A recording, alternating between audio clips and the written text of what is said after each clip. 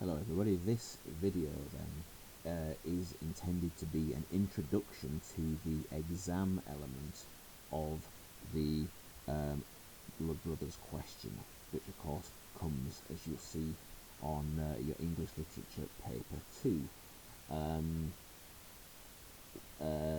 This is the section A, the first section on that paper, and this question is worth 30 marks for the question itself, plus a further 4 marks for the spelling, punctuation and grammar, although that in itself is not too much to worry about. I think last year in the class that I had, there wasn't anybody who dropped below 4 out of 4 for any of the questions, so that's not too much of a concern.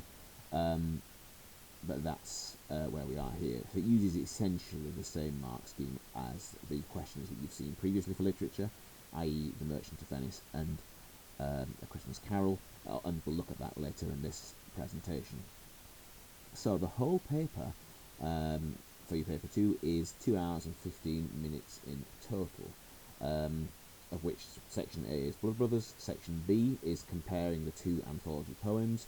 That's of course all the things like Ozymandias and Storm on the Island and My Last Duchess, whichever they may be, and we'll cover that in more detail later. And finally section C, which is the only section now of the course that we haven't looked at all, but that's the unseen poetry section, which comprises 2 shorter questions on unseen poetry, and that is with a total of 32 marks for that section.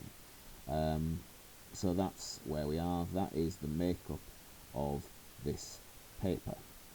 So let's look at that then now in a little bit more detail. So let's move on to the next slide, which is not happening. There we go. Right, so the key thing then is that unlike the question on A Christmas Carol and The Merchant of Venice for paper 1, there is no extract here. That is the difference. So instead of that, what that means is that you'll get a choice of 2 questions, of which you only need to choose one. What you really don't want to do is answer both, obviously, otherwise you'd only get marks on the first one that you did, which would be a foolish thing to do. Now, so far, the pattern on these papers has been that there's always one question which is based usually on character or perhaps relationship. So, for example, here I mentioned the character of Mrs. Lyons or the relationship between Mickey and Edward. And then the second question is usually more thematic, so it might be something like the significance of money. So that seems to be the pattern, and as I say, it's up to you which one you answer. There isn't really any hierarchy between the 2. It's just simply a question of which one you think is a better fit for you personally. So let's look then at what the paper, or the section of the paper, would look like. This is taken from 2018 paper.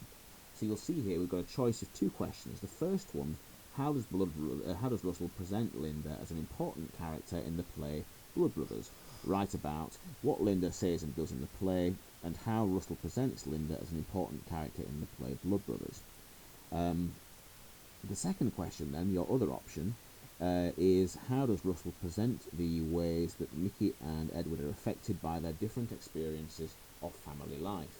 And again, the bullet points: write about what family life is like for Mickey and Edward, and how Russell presents the differences in their family lives. Now, a couple of notes on the right-hand side. Now, I don't think that for you the bullet points are particularly helpful.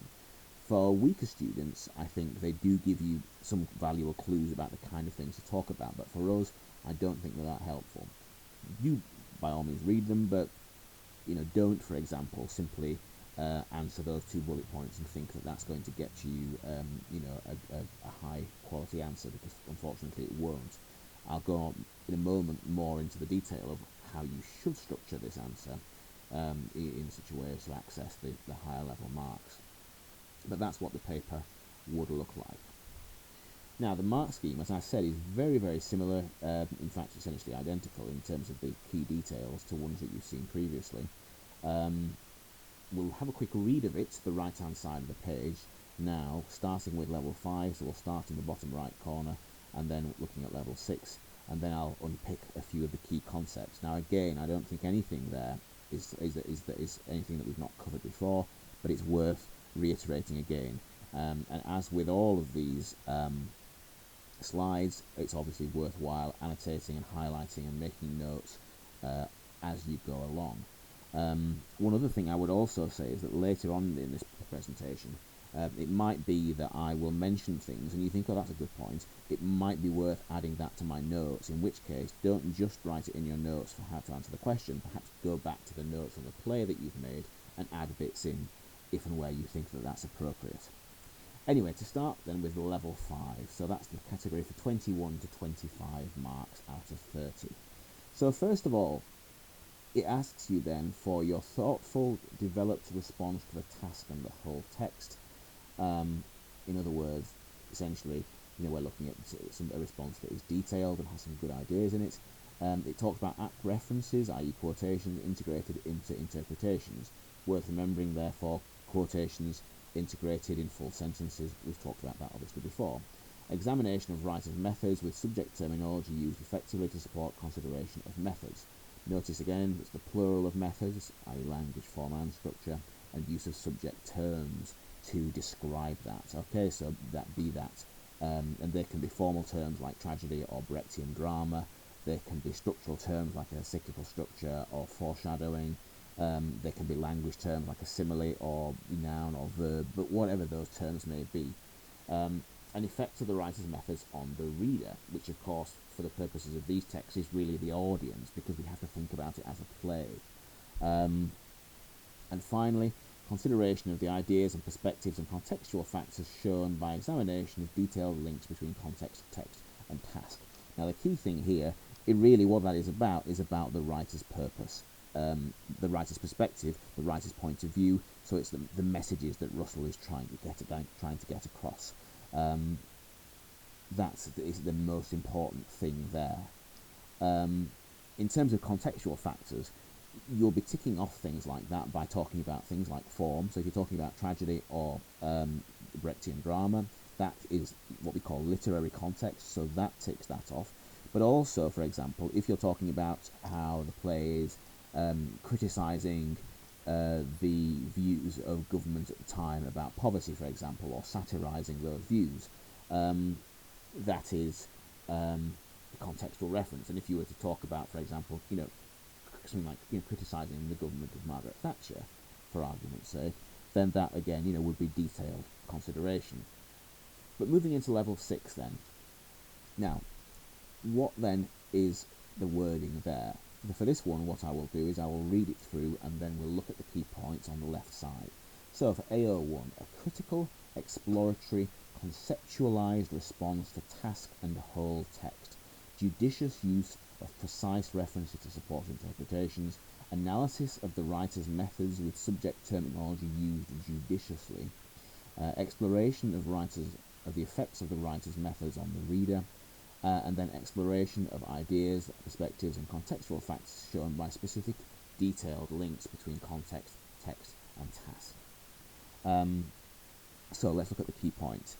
We've mentioned this idea of a conceptualized response before, the idea of one that starts with a detailed exploration of Russell's purpose and intentions. If you start with that from your first sentence, then straight away you are signalling to your examiner that you are a top quality candidate.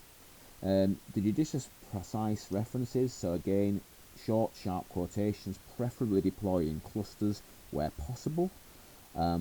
Although admittedly that is slightly harder for this question because you don't even have the extract as a kind of a memory prompt for you. But nonetheless, that needs to be your aim. They don't need to be long, they can be 2 words, 3 words, even single words if they're key words, but they do need to be really carefully deployed and judicious, skillfully pruned and chosen. The writer's methods, we've mentioned reference to language, form and structure, and we've said about how just talking about different form also ticks the context box as well under AO3. Now, subject terminology used judiciously. Now, as I mentioned before, that means terms for language, form and structure A good way to think about language terms particularly is this idea of the layered type analysis we've been talking about before, where you start off with something wider like a simile or a metaphor or whatever that might be, and then you can zoom into some key words, talk about particular verbs or adjectives, talk about things like the colloquial language that's used, for example, the different sort of tones that define, the different class characters. These are the kind of things that can come in on the language analysis. And of course, always thinking about why it's been done, linking to why it's been done, what Russell's intentions are. The effect on the reader, again, it needs to be detailed. Considering multiple interpretations is a key idea here. Because obviously it can mean more than one thing to different people and at different times. So talk about that, how it might suggest one thing, it could suggest something else, or an audience might feel sympathy for this, on the other hand they might not. You get the general idea. And incidentally, the use of modals feeds back into, under AO1, this idea of exploratory language. So this idea that you're not simply saying, right, this means this, or Russell means this. This is you saying, well, Russell seems to be suggesting, or Russell appears to be suggesting, or could be suggesting. It's that kind of phrasing. Again, it flags up that that's the approach that you're taking. It flags up that you're that quality of student. Finally then, this idea of ideas and perspectives from AO3 again is linking to the idea of Russell's purposes and intentions. So that's what we're talking about there. Right then, to move on. Now, what I've got for you here is a bit of a treat. This is a model answer that was done by a Woodkirk student in the summer of 2019. So this was their actual GCSE exam. This was a response that got them 34 out of 34, so full marks. Having said that, I don't think it's a perfect response by any means, although it is clearly of a very good standard. So let's have a look at this. We'll read it through. Again, what I would suggest is that you are making notes on this as we go through, and then at the end of it there's a very short activity for you to effectively summarise your kind of findings in terms of 10 things that make this a good response. But for now, we'll read it through, I'll talk it through, and you can make notes. So, the introduction then to this essay, of which the question was, how is the significance of money presented in Blood Brothers? So this was the sort of more thematic of the two questions. I think the other one may have been to do with Mrs. Lyons, but anyway. So it begins like this. In Blood Brothers, Russell presents money as a cause of inequality and uses the motif of debt throughout to show the inescapable consequences of actions in the capitalist society we live in. To working class characters, a lack of money is used to show the struggles they face, whereas the middle class characters have it in abundance and use it as a tool to get what they want. Russell presents the importance of money in this way to criticise society and present it as broken, as even those who have large amounts of money and material possessions are unhappy in their lives. So, let's think about what this does well. Well, straight away, in that first sentence, Russell presents money as a cause of inequality. Straight away then, it becomes immediately clear that this is responding to the question. It's got that real sort of laser-like focus on the question, where it kind of rephrases the question and begins to set out its idea. Money as a cause of inequality. And this candidate explores a little further, talks about the use of the motif of debt. Now, to be fair, you don't need to necessarily start talking about terms like that in your introduction. However, if you want to drop something like that in, it doesn't do you any harm if it's appropriate to your response to do so. So he uses the motif of debt to show, and see already she's explaining why, and this is vital. In introductions, people are very good at stating what writers do, but it's vital to suggest why they do it. Why does he do it? To show the inescapable consequences of action in the capitalist society we live in. Okay? Already, she's picking up points for the writer's purpose.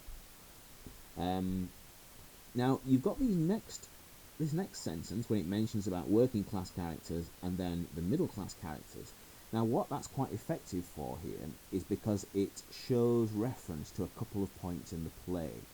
So again, this student is setting out their stall in terms of points that they're going to pick up later in their essay, but it's showing, even in their introduction, that they're ranging over the text. And that could be something as simple as, early on in the play, whereas later on in the play, and suggest that something is different there.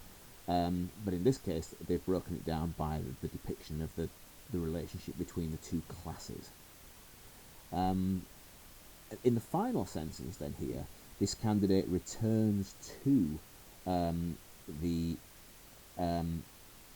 more explanation of the purpose of Russell. That he presents the importance of money in this way. Why? To criticise society and present it as broken. So, in a sense, this introduction here is kind of sandwiched by this really clear statements about the writer's purpose, why he does it, why he does what he does. And you've got these key points here, which hopefully then will be picked up later. So let's look at the next paragraph. It says, in the first musical number of the play, notice nice clear point there, locating this this paragraph and what it's about in the play. In the first musical number of the play, Marilyn Monroe, Russell shows the character of Mrs. Johnston singing about her life. She met him at a dance, which could communicate to the audience that despite having a lack of money, the working class is able to connect through dancing, a method of escapism.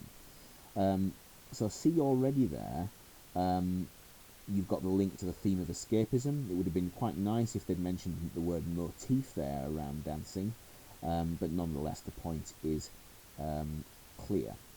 It would also perhaps have been nice to have a little mention about what the significance of escapism. That would be one area where more detail could have been added. It goes on then. At their marriage there were curly salmon sandwiches, which connotes staleness and implies that even for as important an event as marriage, the working class cannot afford extravagance. So you see the judicious quotation starting to come in. We've got 3 quotations already there, and these kind of comments about them. It goes on. Despite the seemingly basic wedding at the registry, it's a 4th, Mrs. Johnston is presented as happy and carefree, although this image, some of the term, is quickly derailed by Russell at the end of the song as the audience learns that Mrs. Johnston's husband left her. The Johnston family is juxtaposed with the Lyons family throughout the play, and Russell uses Mrs. Johnston and Mrs. Lyons and Mickey and Edward as foils to one another, emphasising the class divide caused by money. So, what this paragraph does well is that it has got some reference to language here, not particularly detailed, although later in this essay it does pick up more, but then you've got some really rock-solid structural stuff. You've got juxtaposition, you've got the reference to them being juxtaposed and as foils, because remember, reference to characters, sort of structural use of characters like foils is a structural feature. So so there are terms in here, and the purposes are used. Now, one interesting feature of this essay, I think contained an introduction and a brief conclusion, which is not necessarily essential, but I think it contained 5 paragraphs. You don't particularly need anything like that. Funnily enough, another full mark answer from last summer, which I looked at, only contained 2 very long ones. But it's just a particular feature of this student's response that they happen to have grouped it into shorter paragraphs. There's no disadvantage, obviously, for that either way, because in the end it's what you're expressing that matters. So yes, certainly there could have been a little more use of language terms and a little more analysis of language in that paragraph, but overall you can see how already, for one paragraph, it's ticking quite a lot of boxes. The second paragraph then goes on, and I think you can also see here, right from the first line, how well expressed this essay is. And to be fair, I think that's also important. Your ideas are important, but if you can get them across in a very clear and lucid and high quality way, that is more likely to impress an examiner rather than otherwise. But let's look at the first line. Money, or lack thereof, is seen to cause an imbalance of power throughout the play. Again, It's another nice point. It's carefully located, in this case, throughout rather than any one particular place. But we now get some specific examples. When Mrs. Lyons learns that Mrs. Johnston is pregnant with twins, so now it's locating it at the beginning of the play, she says, "Give one to me." Russell's use of the imperative give shows that Mrs. Lyons is in a position of dominance, and she offers to pay Mrs. Johnston for one of the twins. So you see now we're starting to get a little bit more use of language terms, a little bit more close analysis of language, and so you see that although the previous paragraph was perhaps a little bit lighter, this one makes up for it a bit, and as long as the overall impression is good, then it should be okay. Obviously, though, we should always aim for the best that we can do throughout. When the pair sing "My Child," they both mention things that the son who is adopted by Mrs. Lyons would have. Mrs. Johnston sings "A bike with both wheels on," whereas Mrs. Lyons sings "Silver trays to take meals on." The shared rhyming couplet, so notice there now we're talking about formal features, like the use of rhyme there. The shared rhyming couplet between the pair shows that both objects are at a place of equal importance by the women. Use of form there, but it's an analyse to sort of demonstrate this person's interpretation of William Russell's purpose. Mrs. Johnston is presented as materially deprived, so it's now expanding further on that point, owing money to the rent man and various other characters throughout the play. Most of the characters whom Mrs. Johnston owes money to are played by the narrator.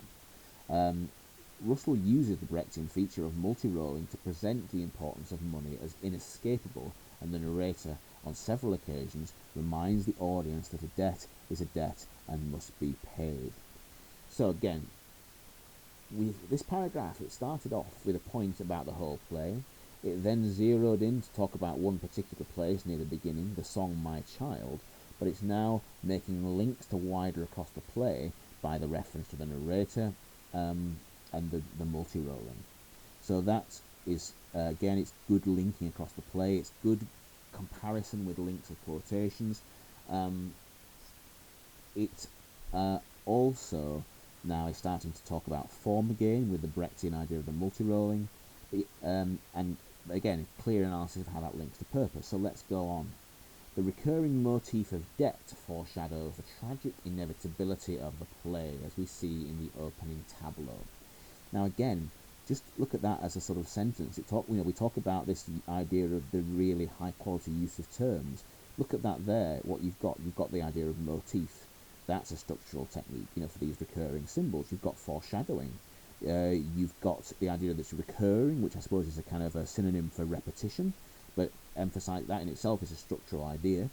You've got tragic inevitability, so we're talking about the tragic form.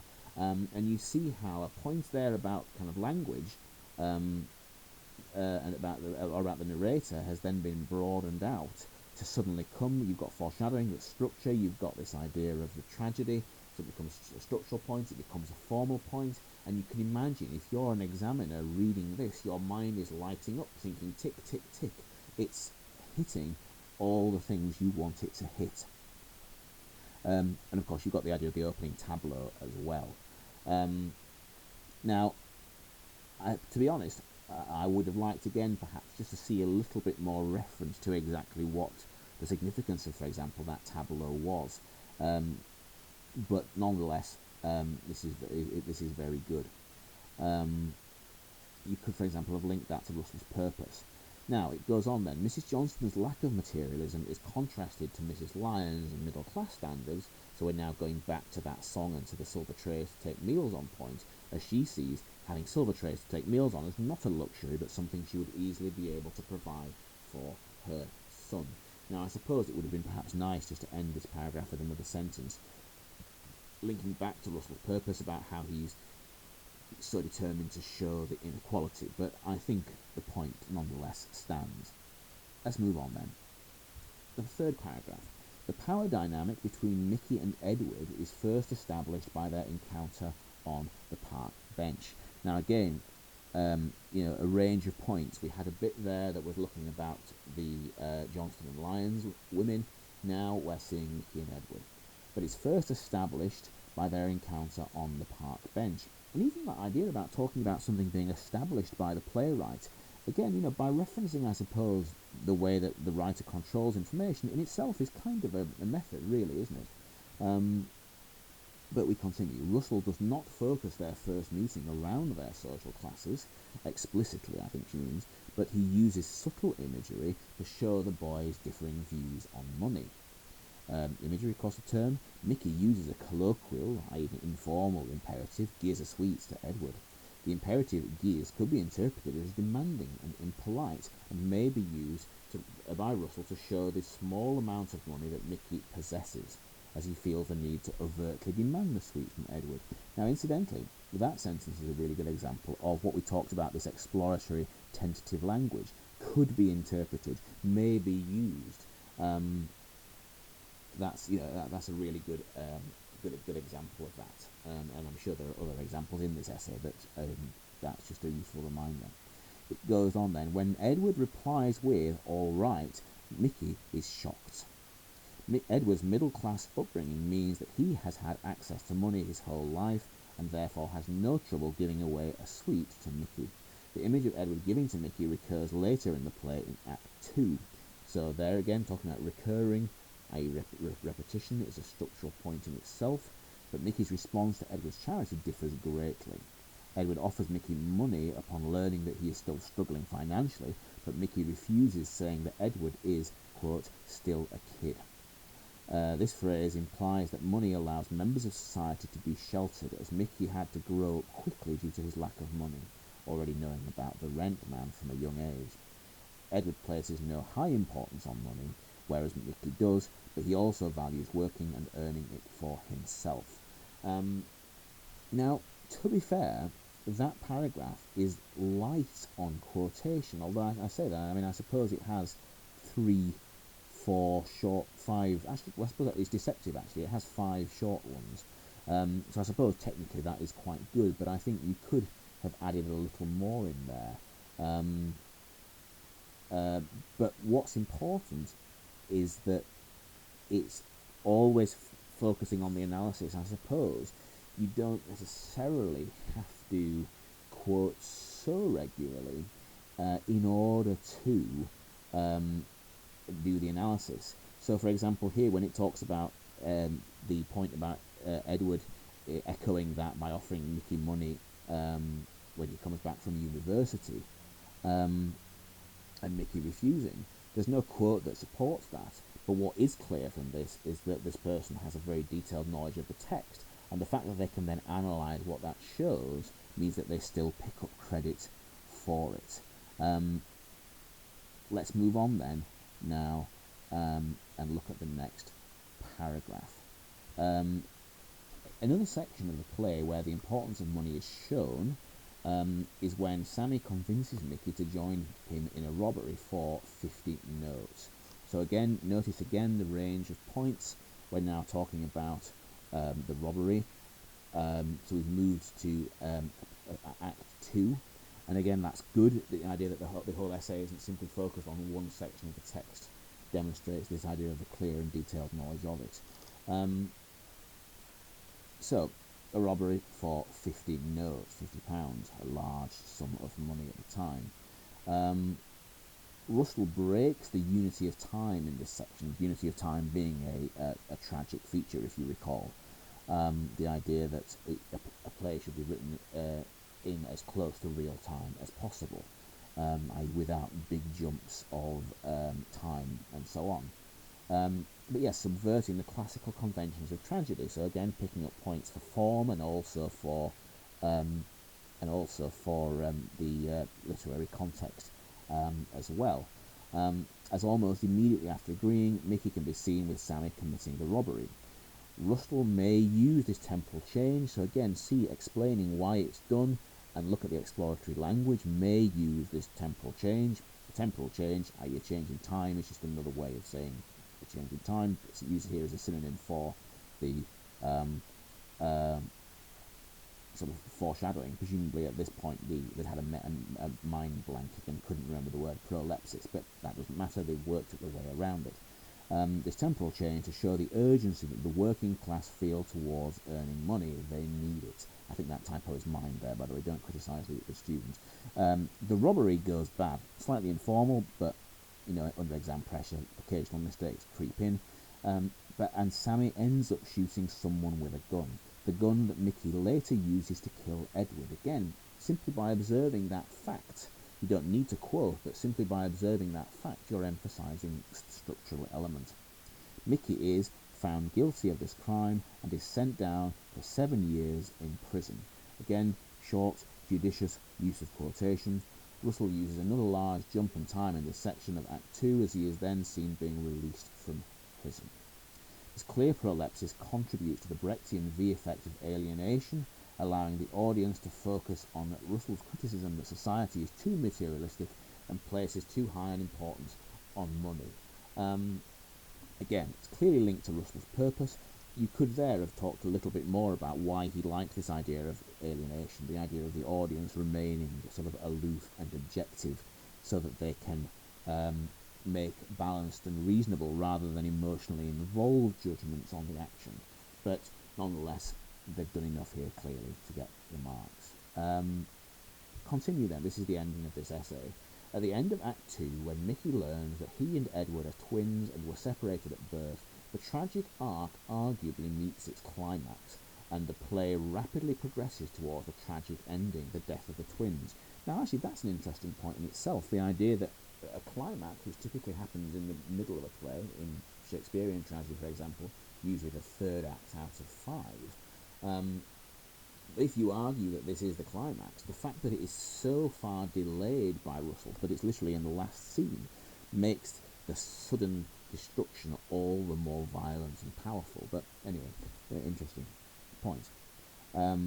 Mickey lashes out at Edward, Mrs. Johnston and Mrs. Lyons. His upset and torment are shown to be described by Russell by the line, "I could have been him." The conditional modal could shows the immense distress that Mickey feels about this revelation. He then, by accident, shoots his brother and is then shot by the police. The tragic ending of the play could be interpreted, exploratory language again, and this really is the sort of conclusion. It's just to feel like a continuation of the final paragraph. It doesn't need to be some kind of all singing, all dancing thing, but it ties the essay up nicely. It could be interpreted as Russell's final, scathing criticism of society's perception of money.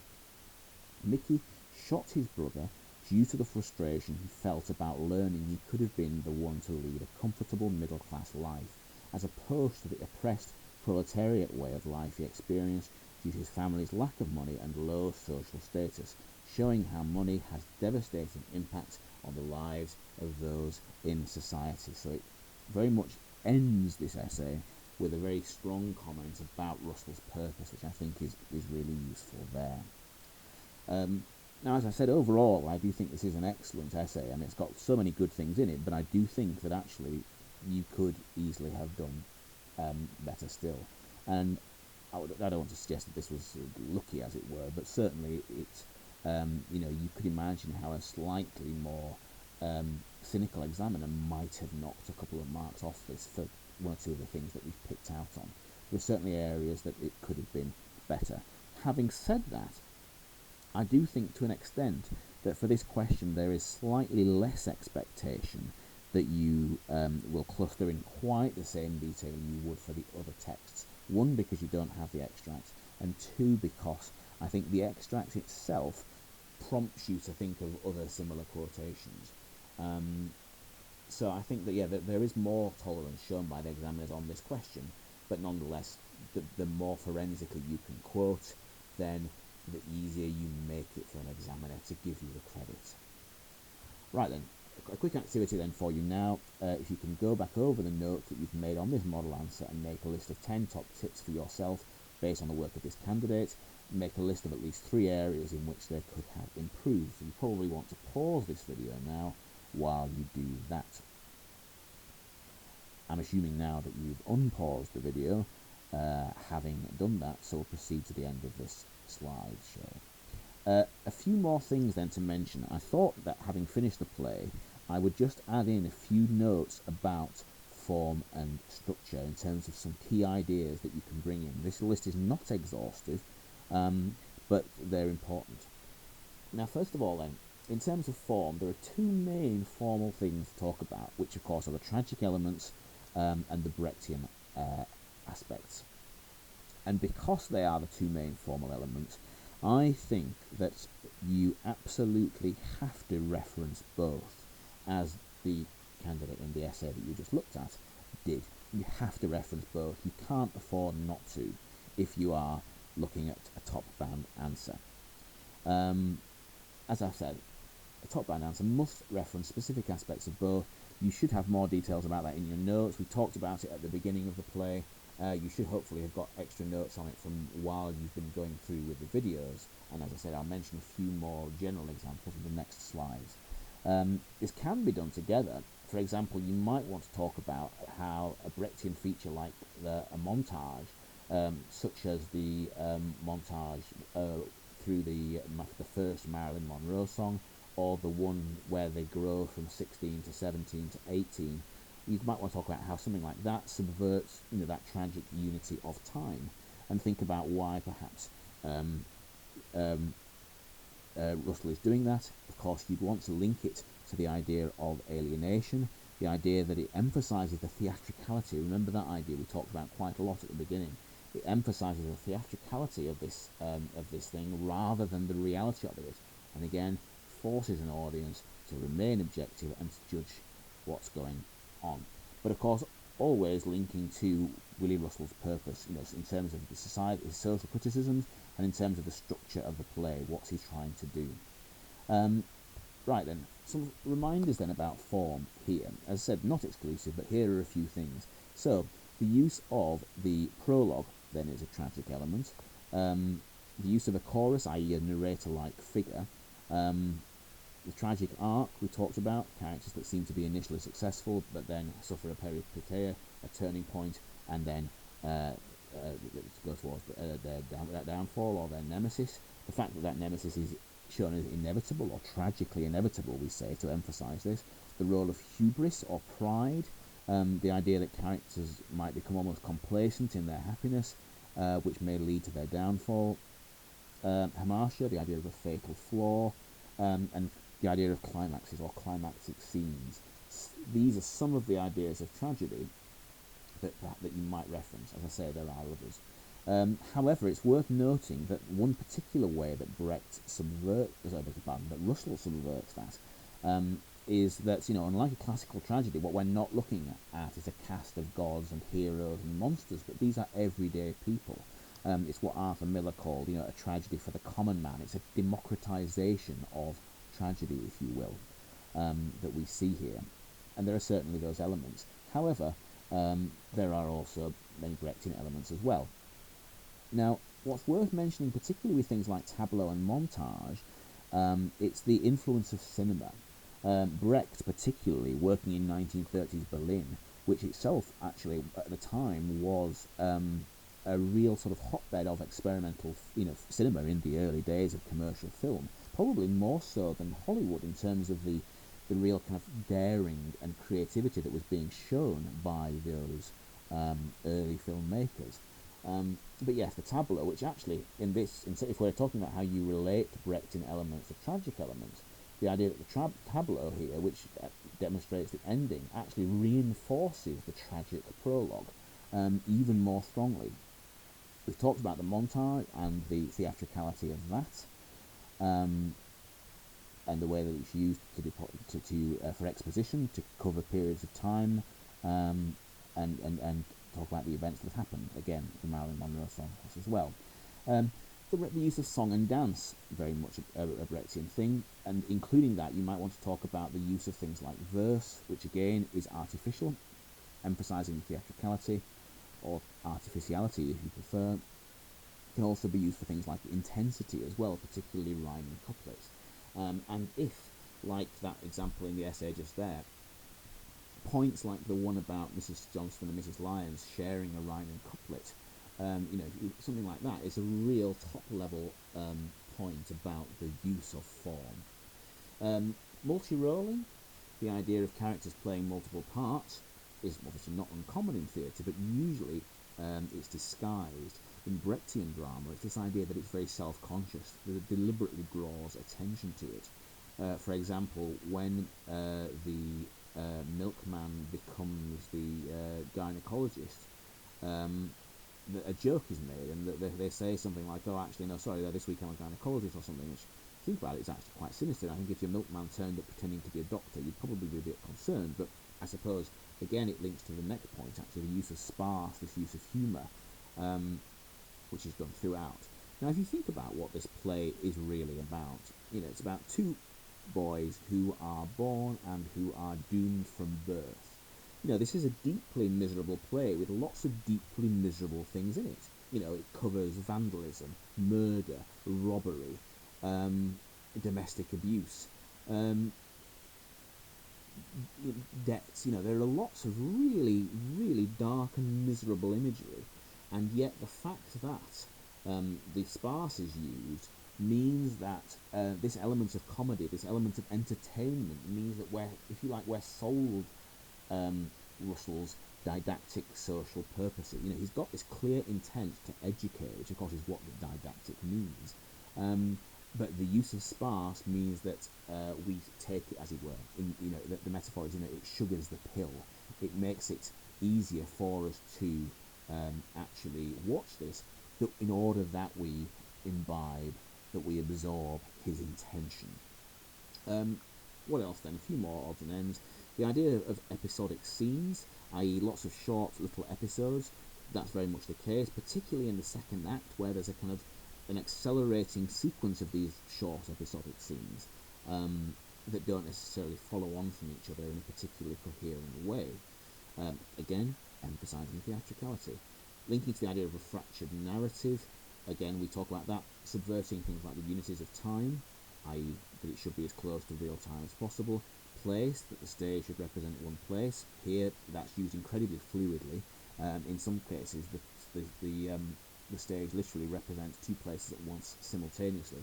And I suppose if we're talking about filmic elements or cinematic elements, the fact that in some cases, not merely does the stage represent two places at once, but it's almost like we're watching a split screen, like when we're seeing Mickey being married on the one hand and workers being sacked at the same time. Again, it's a very cinematic sort of thing.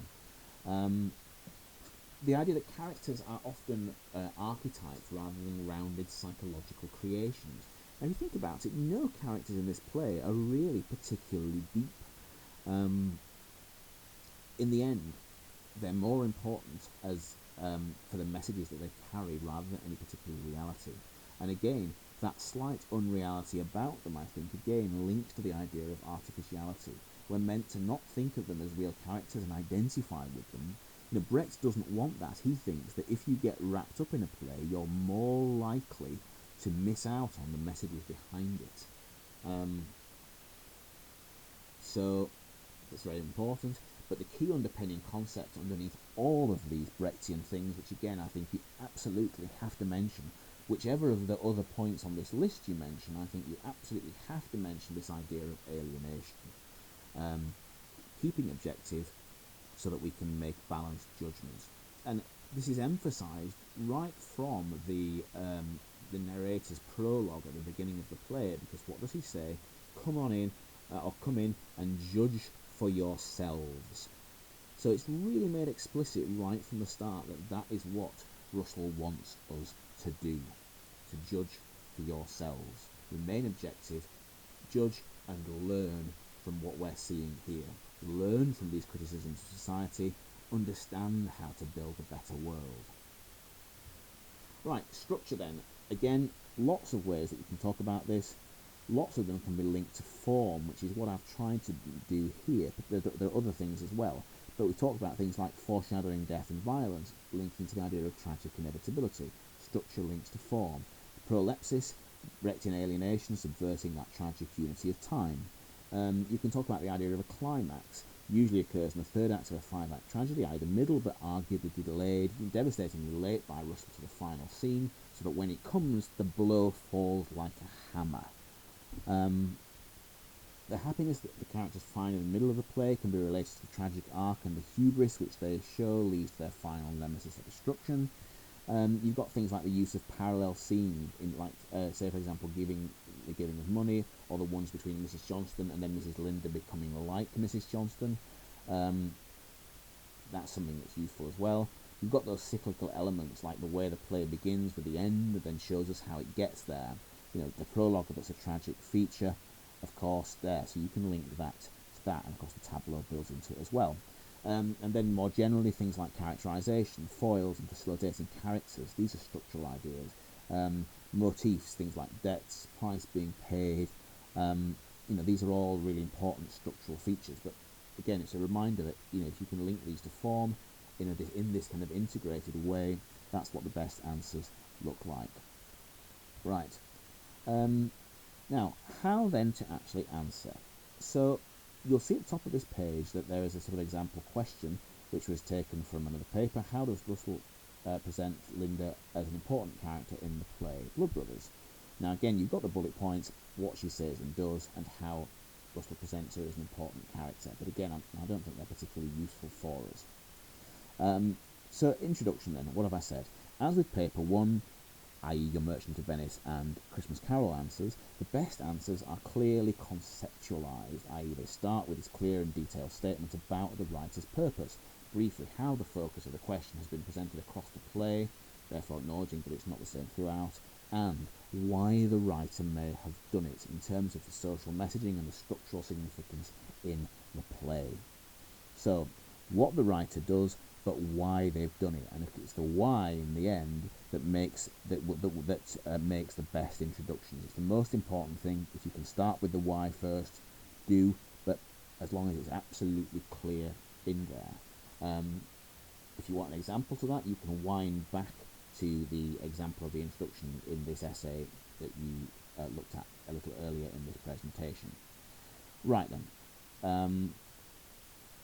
So, for this particular question then about Linda, you could choose to mention some points, something like this.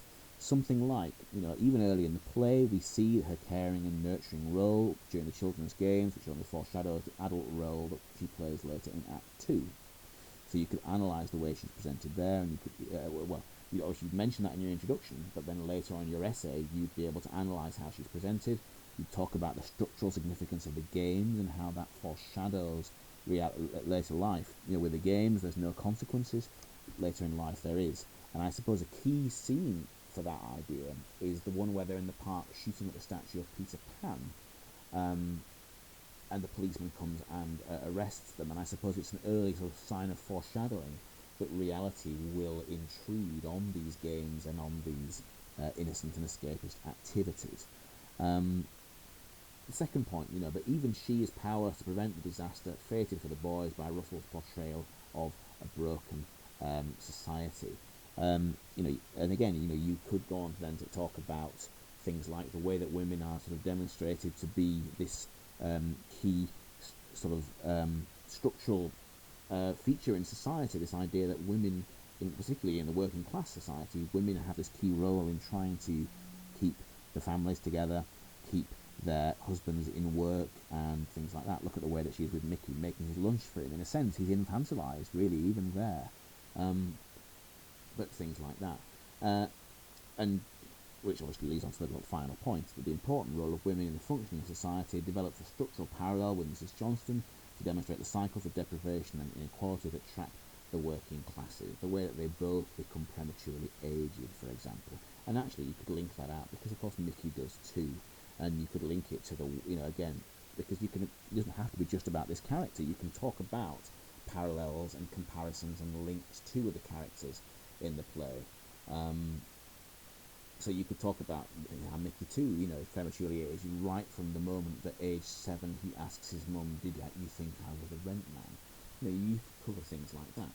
I mean, you could also actually talk about a contrasting situation. You could, for example, bring in Mrs. Lyons, for example, as a way of demonstrating the opposite of that. But that obviously all that would depend on what you have time for, and you may not have time for it, but that's the kind of points you could bring in. So, we're almost there. final bit then. Right, so what I would like you to do then now is to plan and write a practice essay on Linda using the question which is on those previous slides.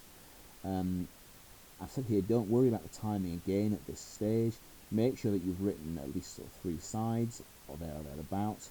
Now that model answer that you saw there, granted the candidate had reasonably small handwriting, but that was 3.5 handwritten sides of A4. Believe it or not, in 45 minutes that student planned and wrote about 1,070 words, which seems like an extraordinary amount, but actually not necessarily typical. The other full mark candidate I looked at actually wrote about 100 words more than that, so it's not completely implausible. Having said that, you don't need quite that much, but obviously in the end you do need to develop a certain speed and fluency in writing, because the more you can get down, the more likelihood you have of ticking more boxes, as it were. But don't worry about timing at this stage. That does come with practice, and the other thing is it's not just about the practice in writing quickly, but it's also about the revision that puts the knowledge and the quotes at your fingertips so that you can just deploy them in real time in exam conditions. So that will come. No concerns on that score. I mentioned here that the points from the previous page should both guide your introduction and give you some points to expand on for the main part of your essay. And obviously I gave you some hints there in what I was talking about on that previous slide as well. There may be other points that you might wish to introduce if you have time and space, or instead of some of the ones I suggested. So, for example, the way that social struggles destroy love, as demonstrated both by Linda, and the sort of sadness that creeps over her marriage to Mickey, and similarly, of course, the parallel with Mrs. Johnston, whose early divorce we see right at the beginning of the play.